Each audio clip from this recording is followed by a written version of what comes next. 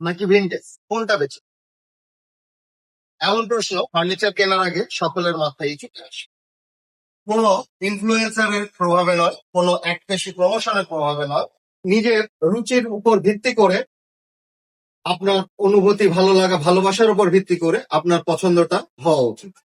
কারণ ফার্নিচার শুধুমাত্র একটি প্রোডাক্ট নয়, ফার্নিচার আপনার আবেগ, অনুভূতি, আপনার রুচির বহিঃপ্রকাশ। এই ইন্ডাস্ট্রিতে কাজ করতে এসে আমি একটা জিনিস খুব ভালো মতো বুঝেছি, মানুষ আসলে ফার্নিচার কেনে না, মানুষ কেনে তার নিজের ভালো লাগার অনুভূতি। আর এই অনুভূতিটা একদিনে আসে না।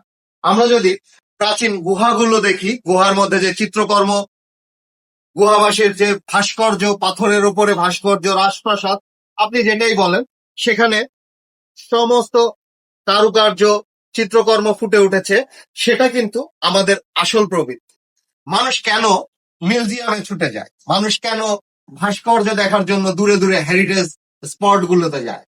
কারণ এটা তার মনের একটা অংশ, একটা ভালো লাগার অংশ। তবে আজ কেন আমার ঘরে এই ধরনের কাজ নেই, এই ধরনের ভিন্টেজ লুক কেন আমার ঘরে থাকবে না? কেন আমি নিজের আপন প্রবৃত্তির সাথে আপোষ করে ইনফ্লুয়েন্সারের প্রভাবে মিনিমালিস্টিক এর দিকে ছুটে যাচ্ছি? আমরা জানি ডিজাইন, লাক্সারিয়াস ডিজাইন আমার ঘরের সৌন্দর্য যেমন বৃদ্ধি করছে, সেখানে আমার খরচটাও একটু বেড়ে যাচ্ছে। আপনাদের সেই সমস্যার কথাই মাথায় রেখে উডপার্ক চেষ্টা করছে কিভাবে এটাকে অ্যাফোর্ডেবল প্রাইসের মধ্যে রাখা যায়, যেন আপনার রুচিও ঠিক থাকে, আপনার পকেটও ঠিক থাকে।